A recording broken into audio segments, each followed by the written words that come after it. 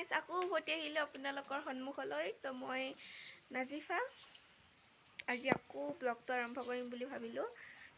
ব্লগটো মানে বেলেগ একো নাই, বিশেষ একো নাই, বতৰটোক লৈ কৰিম বুলি ভাবিলোঁ। ইমান ধুনীয়া বতৰ হৈ আছে, গতিকে আপোনালোকেও দেখাওক বতৰবোৰ কেনেকুৱা। এই চাওক বতৰবোৰ,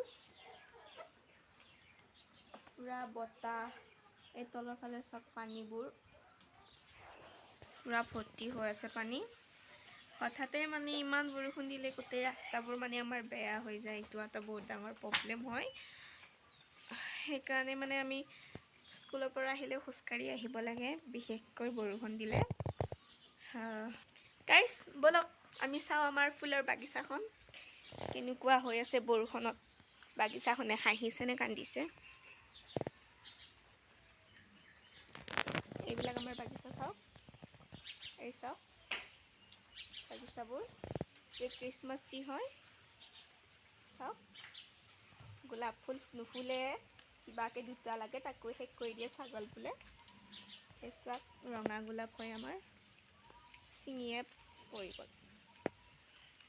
এই চাওক এডাল হ'ল আমাৰ নাৰিকল, আপোনালোকে দেখিছে এইখন আমাৰ গেটত বৰ্তমান তালা লগা বুলি ভাবিছে, কিন্তু তালা লগোৱাত হোৱা নাই, বছ এনেই ইয়াতে লগোৱা আছে, তালা লগোৱা নাই।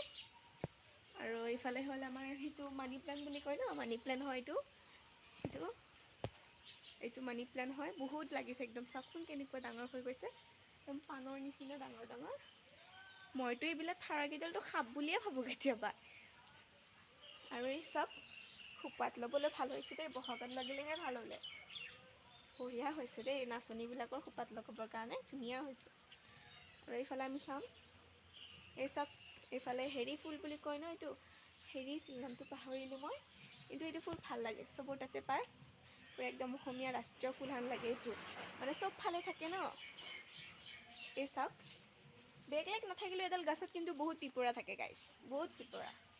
এইডাল সেই ফুল, বাকী এডালো সেই ক্ৰিছমাছডাল হয়।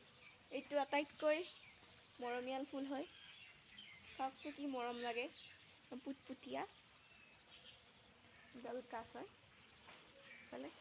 এইখন আমাৰ গাড়ী, আমাৰ এখন থাৰ হয়, থাৰ দেখিছে আপোনালোকে আমাৰ কিমান ডাঙৰ থাৰ হয় এখন, দেখিছে। এইটো আমাৰ পিছফাল হয়, সেইফালে পিছফাল আছে, এই দুডাল দেখিছেনে গাছডাল, দুডাল জ্বালাৰ গাছ হয়। আকৌ বৰষুণ আৰম্ভ হৈ গ'ল গাইছ, দেখিছে আপোনালোকে। ভৰিখন ধুই লওঁ নহ'লে মাদাৰে খাব মোক, টেপটো দি ভৰিখন ধুই লওঁ। ধুই লওঁ গাইছ ভৰিখন, লেতেৰাকৈ ঘৰত গ'লে পিঠি চামৰা এৰাব মোক। ভৰিখন ধুই লৈ কিনে ধুনীয়াকৈ যাওঁ, যাই কিনে আপোনাক ভিতৰৰ ফালে দেখুৱাম মই। ইয়াতে আকৌ ফাংচন আছে আজিও, ব'লক চাওঁ আমি। ইয়াৰফালেও আছে ফুলৰ গছ, চাওঁ এইবোৰ দেখিছোঁ, এইবোৰ এইটো হোৱাইট হয়, সৰু মানে গোলাপ হয়।